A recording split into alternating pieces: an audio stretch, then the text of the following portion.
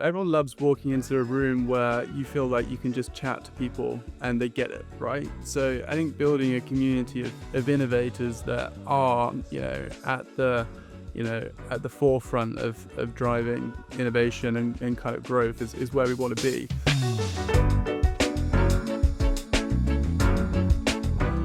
Welcome back to Brands in Play, your weekly podcast for everything immersive marketing. I'm Nick Hill, co-founder and chief innovation officer at Sawhorse. And I'm Albane, Prioux, strategic marketing consultant. This week on the news, we have Samsung announcing the launch of their new gamebreak ad model, Epic introducing a new IP approach on Fortnite, Metastock climb after the announcement of metaverse cuts, and Discord gets in-game commerce. And later, for our real-time review, I'm taking you to the immersive sports, entertainment, and gaming conference, SEG3, in my hometown of Los Angeles. Then you'll hear from the founder of SEG3, Joe Condon.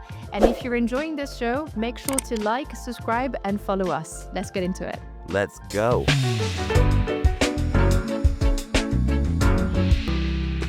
Albane, what's up? It's episode 44. I know, almost the last one before the end of the year. I'm really excited to have a short break, but well-deserved from the whole team. Yeah, 100%. And I'm exhausted. I'm ready for a break. I don't know if you can hear it in my voice, but I had back-to-back parties. 2 nights ago, I was in New York for the Yes. Ad Council annual dinner. I was out in New York for less than 24 hours. And then I came to the Sawhorse holiday mixer party last night. I think I've been screaming at people for 2 days straight, so my voice is a little shot. Sorry, listeners. We did take the piss just before recording this episode to Nick and his lovely deep voice today, but I understand you yeah, exactly. You were in New York for what, less I feel like it was less than a day, and you had a crazy early flight Yeah, as well. So it was a well sprint, done but I for wasn't going making to it. miss it. All right, well, let's keep this train moving. I think we can start with the news, and let's go to the news. All right, so my first story this week is Samsung Ad has announced the launch of a new game break model. So just to give a, because I didn't know that Samsung had their own ads distribution. So when you have a Samsung TV and you are essentially utilizing the Samsung TV Plus, there's then essentially ads that you get served. So this is related to that. What is interesting is, I mean, I don't know. Actually, let's discuss. So they've launched this new ad model that is called Game Break. They've launched it in Europe with Domino's Pizza and also the agency Havas. What that was is essentially when you were looking at your TV and instead of seeing an ad, you were given a quiz around Domino's. And that was 10 seconds, a few questions, and then you get served the ad. The campaign delivered an engagement rate, according to the press release, of 3.84% and a 31% uplift, in the brand consideration. Okay. There's a lot of, I think, appetite around this, and they were interviewing someone from, I can't remember who, I'm sorry, but they were interviewing a spokesperson from Samsung. And what I thought was really interesting is that they were talking about the fact that, gaming is really big, and therefore this new ad model is generating a lot of engagement because it's appealing to the 3.2 billion people that are gamers. And this is where I think I get a bit of frustrations around this, because to me, having a quiz on, that you can answer on your TV, it's not really immersive or anything like that. I don't really consider that. You could consider that, you maybe consider that as gamification, but calling this gaming, I think is I don't know. I think it frustrates me a little bit because I don't think this is really tapping into the potential that you can get when you actually are engaging in gaming, any kind of games, even if it was a puzzle games or a really full Mm-hmm. immersive world, like what you could do on Fortnite or Roblox. I just don't really. It's great that they are getting already a lot of traction, but I just find it a little bit, you know, difficult to put that in the gaming box. But I just wanted to highlight that because I thought it was quite an interesting story. There was a lot of press around it.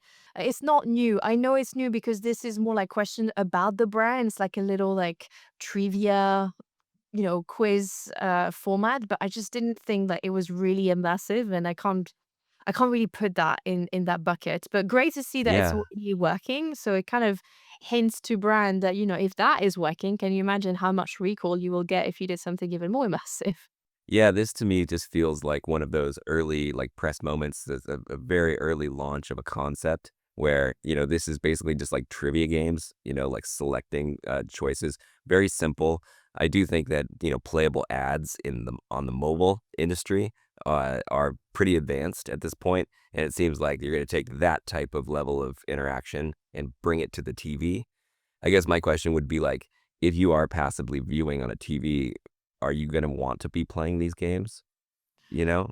Yeah, no, I agree with you. And I think that this is a great way, I guess, to measure it, because at least you know whether people are engaging with your ad content, because they need to click on your quiz.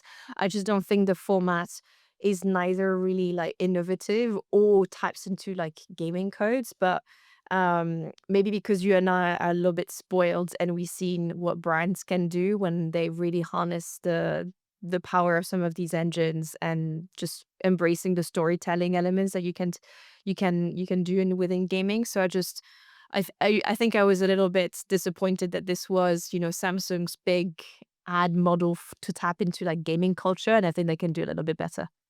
Yeah, I mean, it just seems like a little PR moment. It's just like if we're Exactly. playing ads on our TVs, this is a new thing. It's just a Um, quiz as well. You're not playing the ad. You're not really like it's just a quiz. But anyway, that enough ranting from me. Uh, what do you have next? well, next up, I'm pretty excited about this. It's sort of Fortnite's kind of change to IP. I mean, obviously, we know Fortnite has done such an amazing job of bringing in IP, one project at a time, leading culture, which I got hats off to them for that. But in their most recent chapter, chapter 6, Mhm. the end of that and the kickoff of chapter 7, they made some changes in perspective with IP that I want to kind of jump into for a second.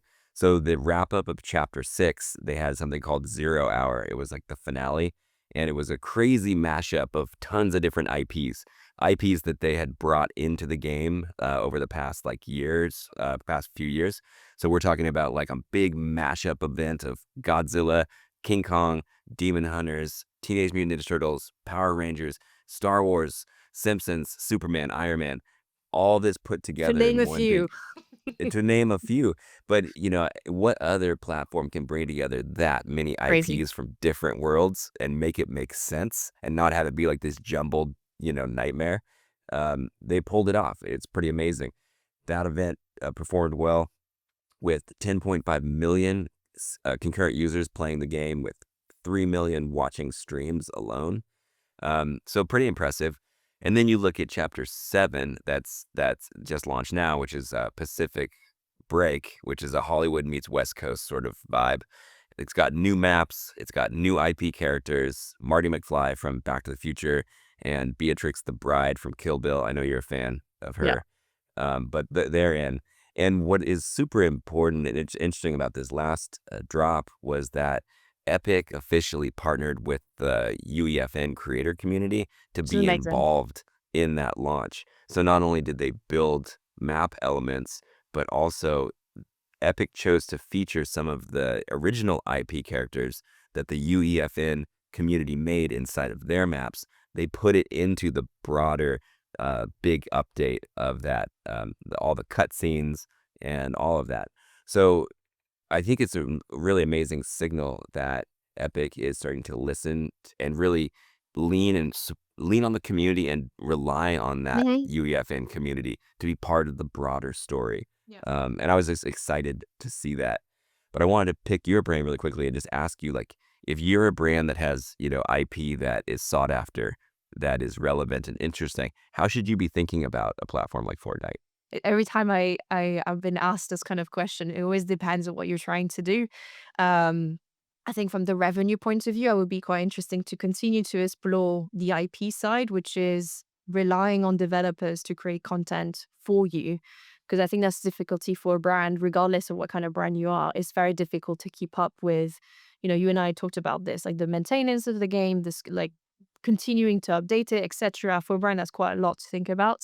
So when you have the community doing that for you, that's already amazing. Yeah, I think that's smart. Also, in general, like if you are an IP holder of, IP that's interesting to this community like this, it's smart to partner with Epic, or like you said, take the Lego approach to launch your own experience and have other people build Yeah, off your IP. exactly.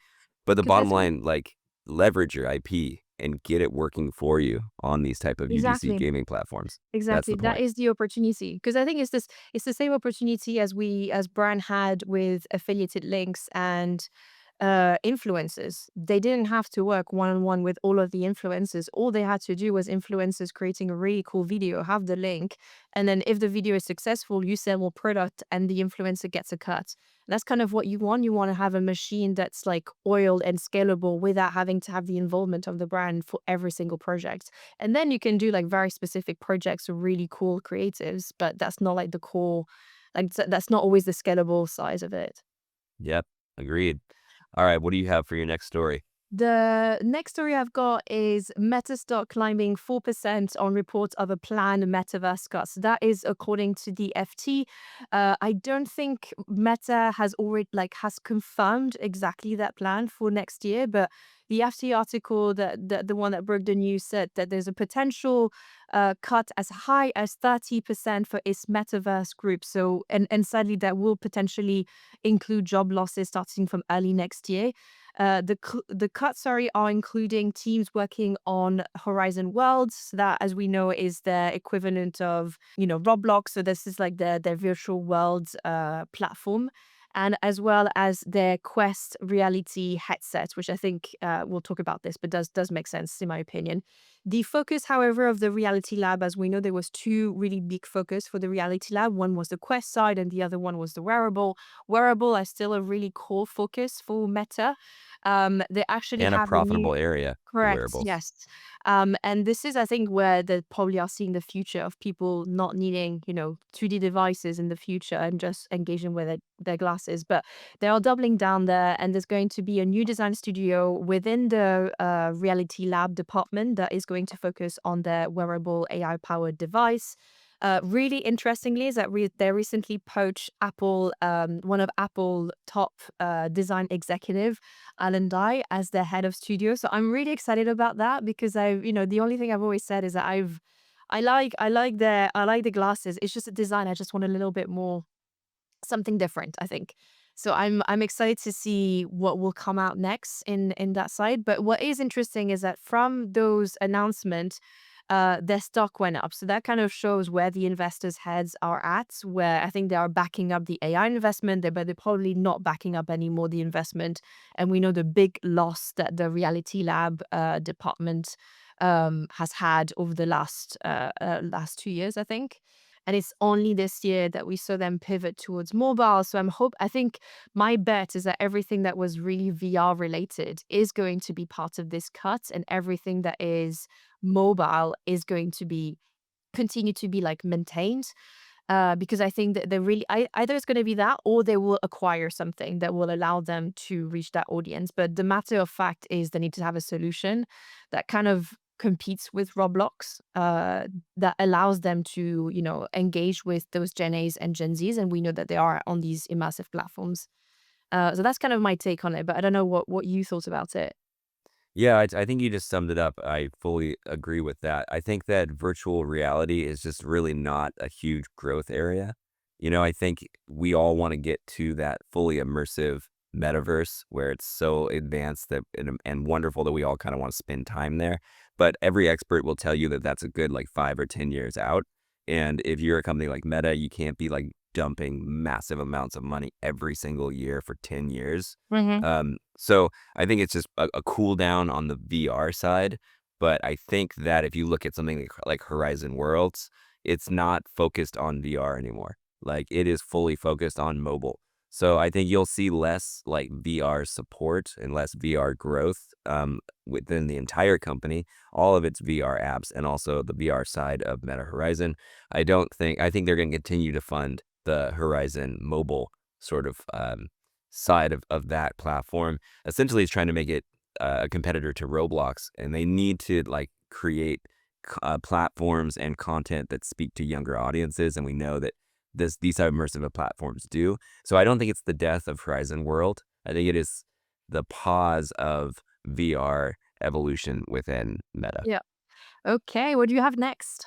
My last story is all about Discord and how in-game commerce is coming to the platform. Do you use Discord, Albane? For work, funnily enough, more for work than I do for, because I feel like if you want to speak to developers or creators, Discord is the place. Yeah. So I would say more for work than to play with my friends. So as we know, like Discord, it's the communication and community platform, is now getting this new commerce side to it. So it lets users buy, wishlist, and gift in-game digital items without ever leaving Discord. So their first example of this is they're creating a store page inside of the Marvel Rivals official Discord server. Ooh, So you can go in there and you can uh, purchase skins, cosmetics, emotes, and basically then when you go into the game, it's already there for you and you can leverage it, or you can like give that to another person and send them into the game to redeem it. that's I cool. thought this was pretty cool. It definitely, I think that like the gifting and sales side of the platform already is successful. Like it accounts for 20% of daily sales, and that's rising to about 30% during holidays. And this is like just a lower friction way for users to get those items. So it's good for monetization. They're going to scale this to all different games in the near future. And I think it's good for brands because they can look at this and through the lens of like communities being marketplaces, which they can't currently reach within Discord. Um, and then, yeah, what I like about this is if you're a brand and you're doing like an integration into Marvel Rivals, for instance, right? The only people that are going to see that are the people actually playing Marvel Rivals. But now what you can do is you can basically advertise that inside of the Discord channel, and then through Discord on its own, users can sort of gift and invite other users to participate in that. And you're essentially taking your campaign that you're going outside of the game into Discord and broadening it even more. So I think there's a lot of value in it. It's pretty cool in my opinion. What are your thoughts? I like it. I think it brings back two conversations that we had. One was with Ross and one was with Carl just last week. The fact that, Gen A's opposite to Gen Z's are very community focused, and they do like they will probably rely more on like very niche communities to tell them what to buy or discover things. And I think this is on like the gaming side of things, this is the level at which brands can tap into those niche communities and engage with those younger audiences. And I think this is quite smart. I do wonder, does that mean that, I guess, Discord has, do they have like single sign on with all of these games? Like how is that connected? I But don't know technically how it okay, works, but essentially there's a store, channel inside of those Discord okay, that's really communities. interesting. Yeah, and then you can do the purchase, and somehow it must verify who you are. So when you log in, Into it the game, redeems they it. know. Okay, that's Yeah, really I'm sure there's interesting. some technical lift there, but it removes all the friction. I Yeah. wonder. My last thought is the Discord community gonna be happy with this? Because recently they brought ads to the platform. Now they're bringing this commerce. Like, is this gonna bump the community, or is this looking? Are they gonna see this as additive? I'm I curious. mean, this is like this. I guess I feel like this is more bringing the marketplace, and it's more tempting you to buy things. It's like another, instead of like advertising, it's more like, oh, look at this cool thing, like cool skin. Let me buy it and play the game again. So I feel like this is a way for game developers more to reach and get people to play that game and like contact essentially their community to play the game again.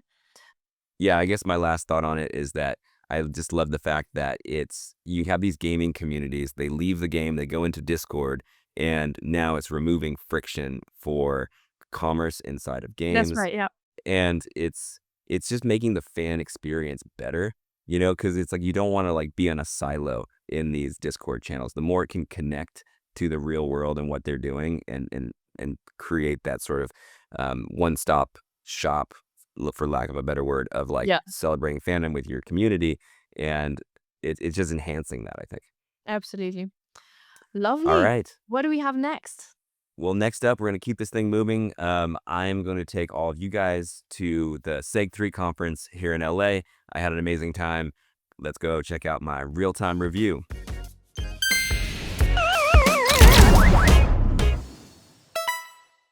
All right, so let's dive into my real-time review of SEG3. I just got back and I had an awesome time. I can say that I've been to about 15 conferences this year, and SEG3 is one of my favorites. Essentially, it's a 2-day conference that explores how emerging technologies are reshaping culture and consumer engagement, and it does not disappoint. Lots of leaders in the space from the sports, entertainment, gaming, tech, and brand marketing side. And the audience was pretty diverse. Tons of brand strategists, digital teams, product leaders, and innovators. And for me, it was a little bit of a reunion because I got to see so many familiar faces. I see a lot of these people at conferences and all these amazing tech leaders that I've had the pleasure of working with and collaborating with over the past few years. And so, why does this conference matter? Why is it worth talking about? I think one of the main focuses is that brands are rethinking how experiences, content, and fandom are built in the digital age. And this is an opportunity to really unpack that and see what it means. So from a high level, I kind of took 3 big themes away from this conference. The first being gaming is a massive opportunity to connect with audiences. Then the second concept that I walked away with was, blockchain and Web3 is still a thing. And then, of course, another big theme is AI. You can't go to any conference without talking about AI. And obviously, lots to talk about on the ethical and legal side of AI, which will make your brain explode. But, another big key takeaway is how brand teams are not just curious about these concepts. Their teams are actually putting them into practice in their marketing strategies. And it was cool to listen to all of these thought leaders and brand leaders giving that real experience and giving case studies of how they're rolling this stuff out. And a few people I wanted to call out, Magali Uo, who's the SVP of Global Gaming Strategy at Dentsu. Dentsu was a major sponsor of the event.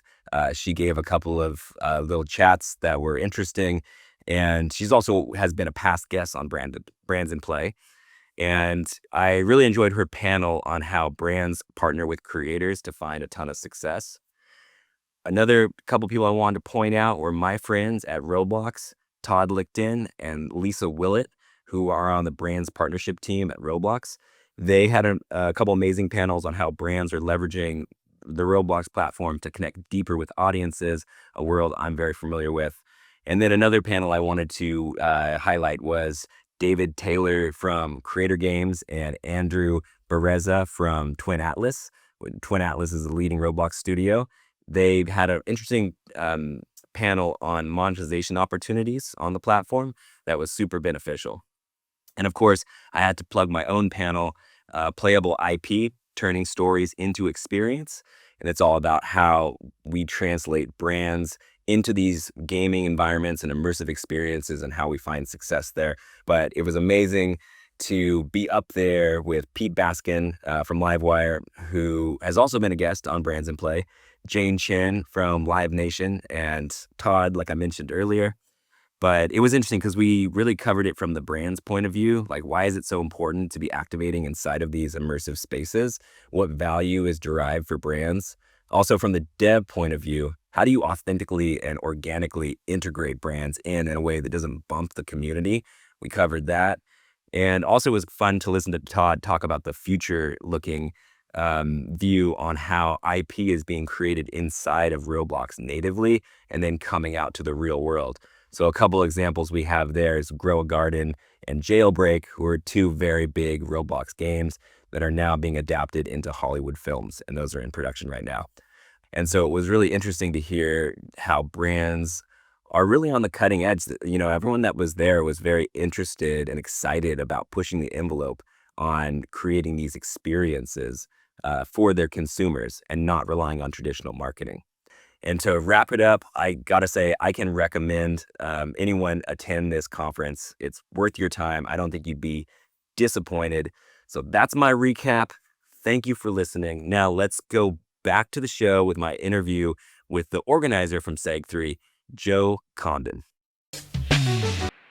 We're excited to have Joe Condon on the show today. He's a business leader, marketing strategist, and serial entrepreneur at the intersection of technology, entertainment, sports, and immersive marketing. He's also the founder of SEG3, a company helping sports, entertainment, and gaming brands create next-gen digital fan experiences, leveraging emerging technology. He and his team put on the SEG3 conference every year in LA and London.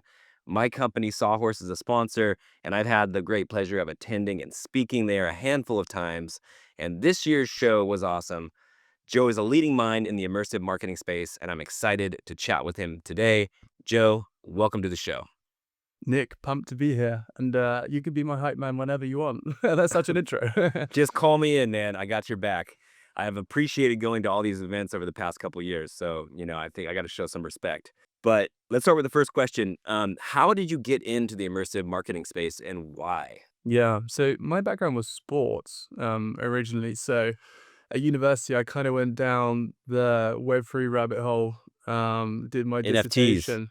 Yes, remember remember that. So, but Web3 was kind of, wholly linked to the metaverse as well.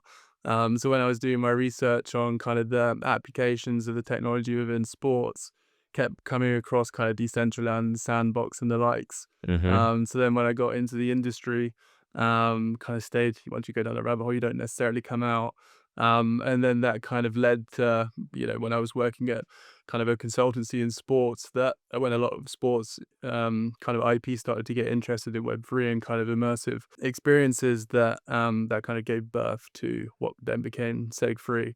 Nice. Well, it's a fun place to be. I also went down that rabbit hole a few years ago and I'm stuck in.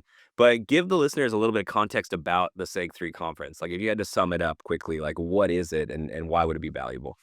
Yeah, it kind of exists at the intersection, well, mainly to kind of shed some light on the intersection of sports, entertainment, and gaming. So, how are they interacting with each other? How they're interacting with wider culture? So, looking at different ways that I guess fan-driven industries can collaborate more than just surface level. But then also looking at kind of the emerging platforms, technologies, and strategies that they can use to drive growth. So, yeah, in a nutshell, that's kind of why it exists. It's more around looking at how can you bring together different but also very similar industries into one room. Yeah, and you guys do a great job of pulling in a ton of people. So on the brand side, from the developer side, the platform side, there's always a good mix of representation, all with a big focus around like marketing, which I really appreciate. But for like a outsider looking in who may not have a ton of experience like in the immersive space, like why is the immersive space valuable for branding? Yeah, I think like we just touched on, I think it's that the fact people are kind of engaged rather than passive, so lent in, and we're in a world where there's so much excess and choice. If you can get people's attention and really capture it, then that's super valuable. And I think gaming or immersive marketing allows people to do that in a better way than any other channel right now. Nice. How many years has Seg3 been around? What year are we on at this point? Yeah, so we're 2022 officially launched. It was under a different name then, just purely sports and Web3 focused. But then, like I said, because we were focusing on kind of emerging tech and platforms, we had a ton of folks from across culture that came along too. So officially, Seg3 under the name has been since 2023. So coming up to 3 years now. So I don't know where all that time has gone. I've got a few more grey hairs since. But yeah, we've got obviously our London show, which is where we launched, and then the LA show, which we do in December too. But you've been to both. You've got all the stamps.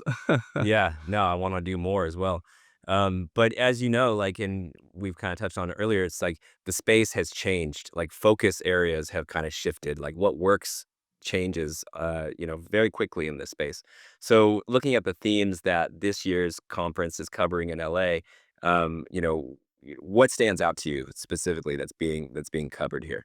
Yeah, I mean, you'll have been to both. So London tends to lean more sports and consumer brand heavy, whereas LA is California, so it's more kind of IP fandom, Entertainment. franchise. Yeah, exactly, and kind of technology led. You know, a lot of the crossover tends to sit for the LA show around kind of how you incubating or launching new IP. Co-creation is a huge topic now, especially for IP owners that need to get in front of people, but want to keep that control over their IP as well. And then I guess looking at how the emerging kind of platforms or technologies are kind of accelerating or impacting traditional ways of doing business. Yeah, yeah, absolutely.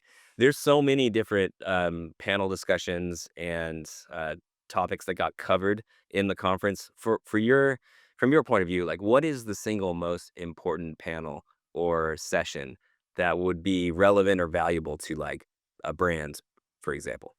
I think if we're talking about consumer brands, I think the culture marketing session will be great. Sports, entertainment, games, they're all built off of fandom, so already have culture built around them and communities.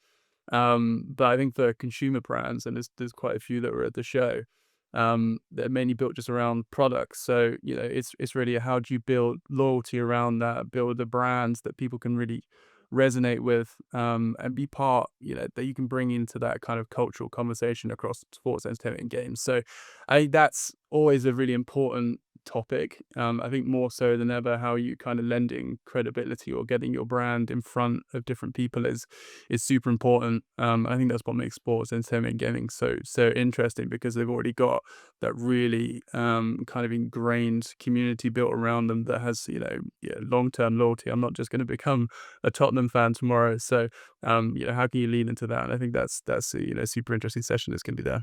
Yeah. So let's talk for a second just about your broader goals of putting on this conference. I mean, running a conference is a ton of work.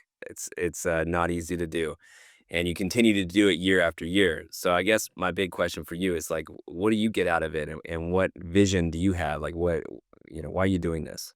Yeah, I think twofold. Everyone loves walking into a room where you feel like you can just chat to people and they get it, right? So I think building a community of innovators that are, at the forefront of driving innovation and kind of growth is where we want to be. But I think really looking at, how can you bring together industries that have not traditionally been in the same room, but because of the developments that are happening over the last few years are now either very complementary or very competitive, depending on which way you're looking at it.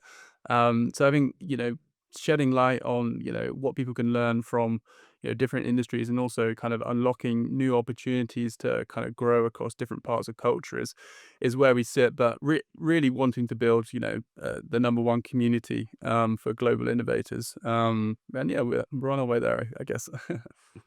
Nice. Yeah, you mentioned unlocking opportunities. I've witnessed it firsthand, just seeing brands interacting with developers and learning about new technologies.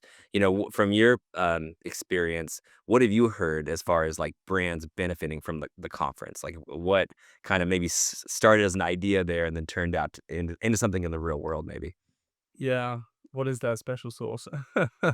Um, yeah, I think it's again, I think it's the opportunity to meet from outside of traditional kind of circles, and I think we do, and hopefully you'll attest to it, have a pretty good representation across sports, entertainment, games. So it is, a real mixture, an eclectic mix, if you will, of people that are going to be in the room, but all with the same kind of objective. So it's yeah, I think it's that kind of element that helps people to find new opportunities or change their thinking in a little way that helps them to do something differently.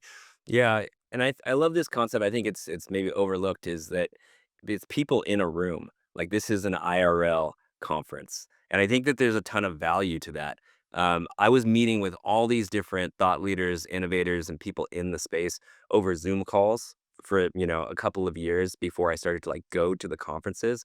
And I'll say like I just get so much out of that IRL interaction. Like people that I'd talked to before on a Zoom call. It's different when you sit down and you actually are having a coffee with them and chatting. It's like different ideas pop up, and I think that Yeah. there's a ton of value there. Yeah, I think that, everyone craves, it's a very different connection when you meet people in person, right? it's not always so point. I always found like when it was COVID, right, and you could be on calls with anyone, anywhere, anytime, but really it was always like, we need to talk about work the whole time. Whereas I think, if you get to know people, get to understand a bit more around who they are as a person as well as the business they're doing, it makes, the kind of business side of stuff so that much easier. But yeah, I think it's figuring out. We're not naive in the fact that if people are traveling to go to events too, that we need to be pretty meticulous in terms of what they're going to get out from it. So you hop on a plane from LA to London and do 11 hours and a gnarly time zone difference. Like you need to meet folks that are worthwhile and that are doing similar stuff, right? So we put a pretty big emphasis on how can we actually make sure that there's great content, but yes, there's also opportunities for people to meet and do business too, because that's the bottom line of it as well. Yeah, it's a great group of important people. I would say that are very knowledgeable in the space. Let's jump out a little bit broader, get away from Seg 3 for a second, and I'm just curious to get your take on the three most important immersive marketing trends coming out of 2025. So all the stuff that happened this year, if you had to pinpoint three trends that you thought were really valuable, I'm curious Yeah. to see your answer. What a question. I think I'm more read up on this than ever before, because we've got the Secretary report now Yeah, where that's kind of weekly and it kind of forces us to be on top of a lot of these things too. So I think also, because our community's got a ton of different IP owners, I always find it interesting from a Roblox perspective that they launched License Manager. So figuring out how can these IPs, if it's not, building experiences, how can they actually get involved in the space? And I think that's quite an interesting development. We'll see where it goes. But I think, making it streamlined and, really easy for brands or IP owners to bring their IP into an environment and to work with different developers is super interesting. and that just So launched late Q3, early Q4, so it's too early to tell like yeah, what's going to happen no, there, right? Exactly, but it's a bit of a weird dynamic at the moment, I guess, because there's clearly a ton of infringement probably on the platform. But Yes. even when traditional IP or the official IP comes onto the platform, it's not necessarily to say that they're going to get the players to go there. There was like Just look at Netflix with like YouTube. Squid Game. UGC Yeah. video, it's like there's a lot of infringement happening there that's Mm. not policed. So No, we'll but it's see. it's it's also where it's infringement is bad to some degree, right? As once they start monetizing it, that's a problem. Right, But that's the line. to be able to figure out like are fans creating because they love your IP, that's interesting. Like if you don't have people in some way infringing from a fan perspective, like Then do you nobody really cares have about you no anyways. exactly. So it's a bit of a trade-off. Like you should be pretty concerned if people aren't trying to rip you off in some way, shape, or form. It probably means no one cares. So yeah, I'd say that's number one. I think licensing, license manager, that's quite interesting.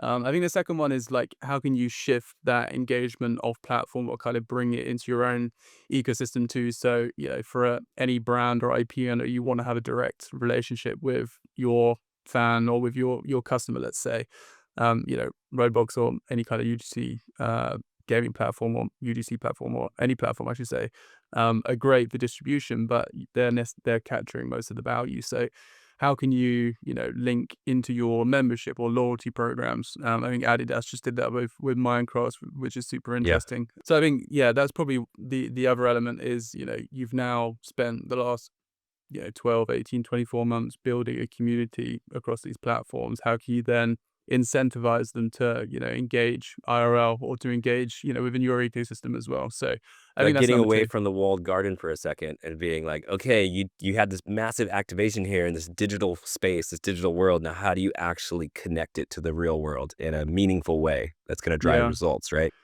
Well, it's one part of the puzzle, right? So, from an entertainment perspective, let's say if you're launching a movie, there's, a ton of different activations that are going on, like immersive marketing or, across UGC gaming is one pillar of that go to market, let's say.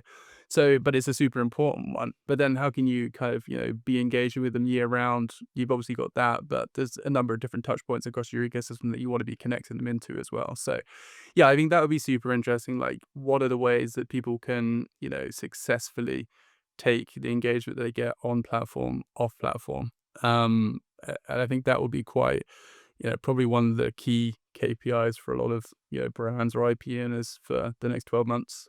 Yeah, thanks to technology, it's like the relevancy, the hyper targeting is going to be applied to all forms of advertising, I think. And it's going to make it's more like the dumb billboard that has no connection to your life. It's going to make that type of advertising less valuable, you Hmm. know, if it's not targeted, I think. Yeah, 100% agree.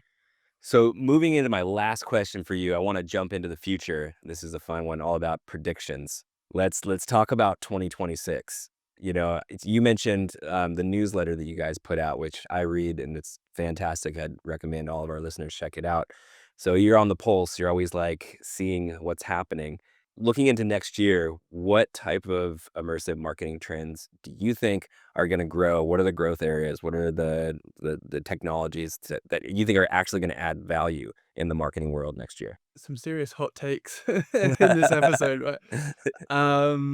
Yeah, I think hands down, if I had to pick, number one is that the most relevant kind of IP, or youth IP won't come from film, TV, or social. It will come from UGC. So we've already seen, Grow a Garden or Jailbreak kind of transcend the platform. Hmm. They've now got adaptations that are going on. So I think, just the intensity and the amount of experiences and they're being built, it's kind of 100% there's going to be new kind of IP built that really resonates and warrants bigger infrastructure being put around it. So I think that definitively that's number one, that the next youth IP won't originate from film, TV, or social. It'll come from games.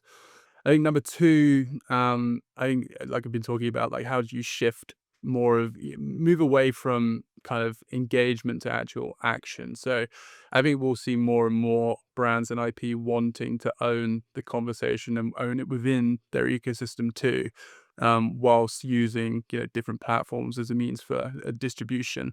So I think we'll see definitely a kind of uptick in people linking out, or kind of linking into their own ecosystems too. I know everyone loves to talk about membership and loyalty, but I think specifically for sports, entertainment, gaming, that's going to be vitally important. Just because the whole whole industry built around fandom.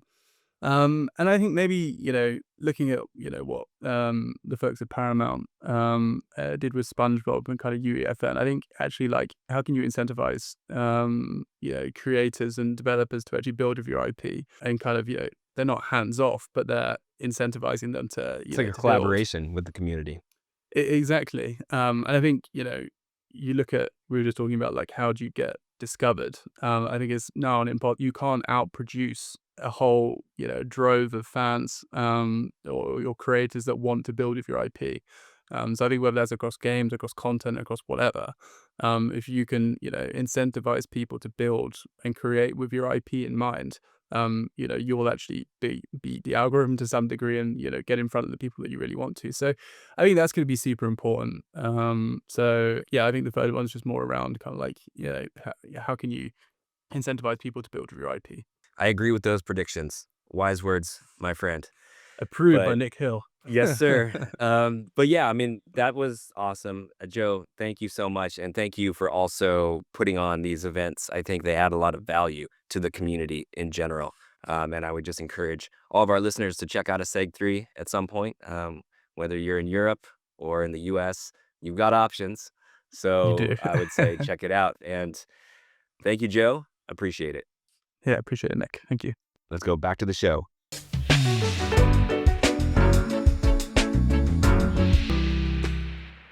Man, I always love talking to Joe. He's a good dude. My takeaway essentially is that, conferences are important for business development and networking in our space, as we know.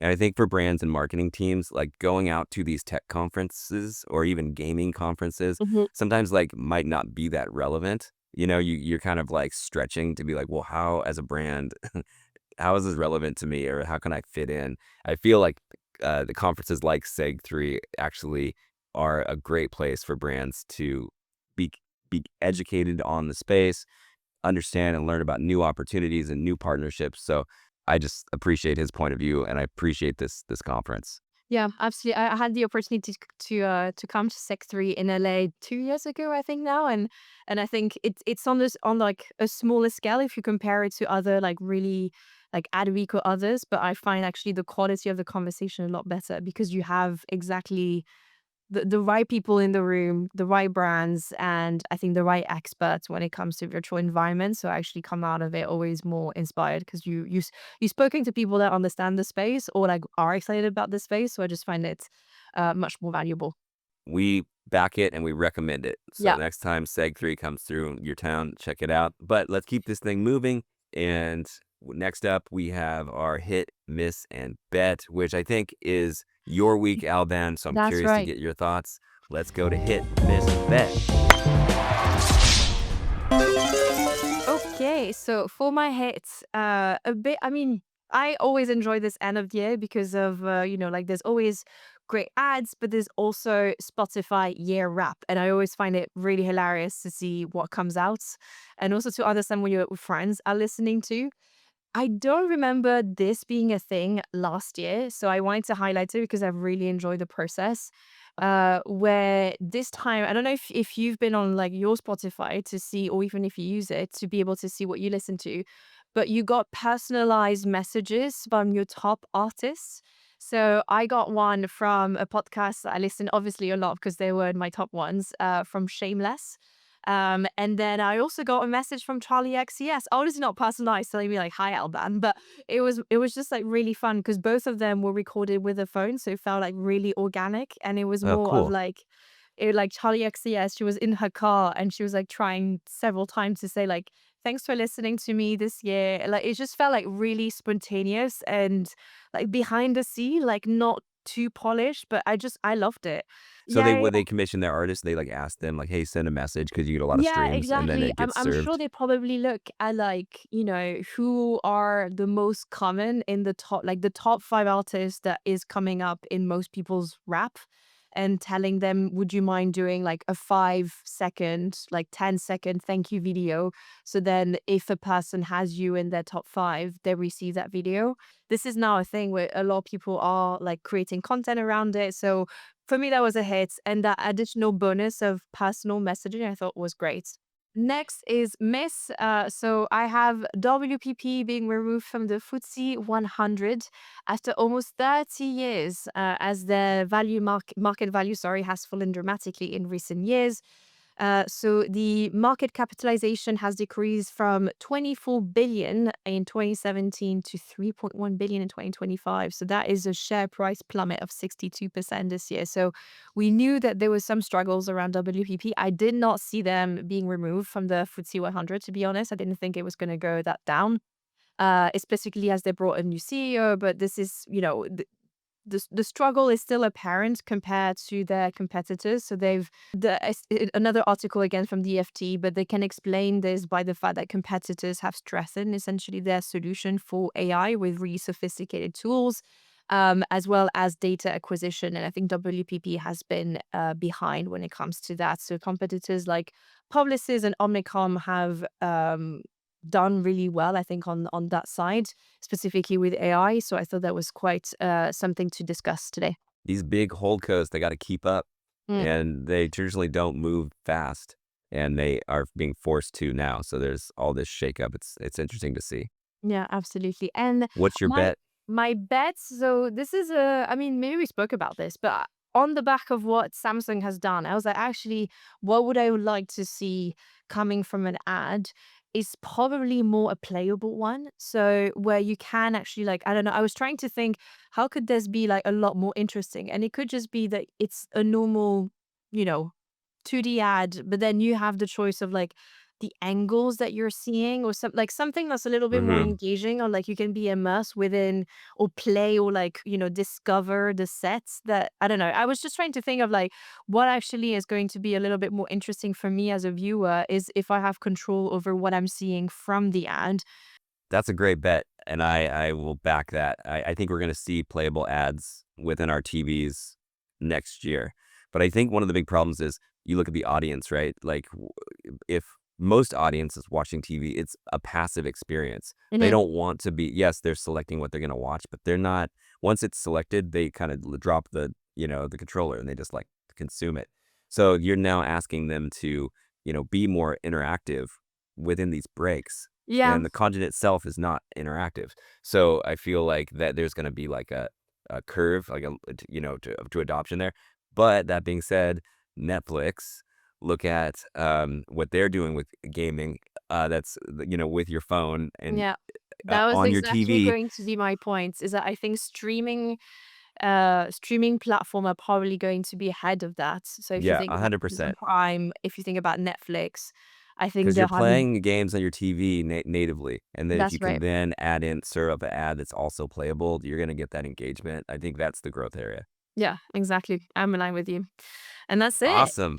That is a wrap for this week's episode. We want to thank everyone for tuning in and listening. And Albane, what's going down next week? And next week, we've got Carl Stewart, Senior Vice President from IGN Entertainment Marketing. We connect with him to understand a little bit more about the history of brands within games and also discuss the overall gaming industry and its state that it's at. That's going to be dope. IGN is an OG in the space. I remember I used to Absolutely. read the magazine when I was in high school. Looking forward to that. And as usual, if you like the show, make sure that you're liking and subscribing and commenting because we need that support. We appreciate you. And until next week, Edward, read us out. And that was Brands in Play. Thank you for joining the podcast where we explore immersive marketing and the people who are leading it. Co-hosted by Albane, Prioux and Nick Hill. Our show today was produced by myself, Edward Regu, with creative direction by Joey Jerder and audio engineering by Samran Kiyu. The views, thoughts, and opinions expressed in this podcast are solely those of the host and guests and do not necessarily reflect the views, policies, or positions of host employers. The information shared during this podcast is based on personal experience and publicly available information and is intended for informational purposes only. Any references to specific platforms, companies, or partnerships are made in a personal capacity and do not imply endorsement, partnership, or official association with any organization mentioned.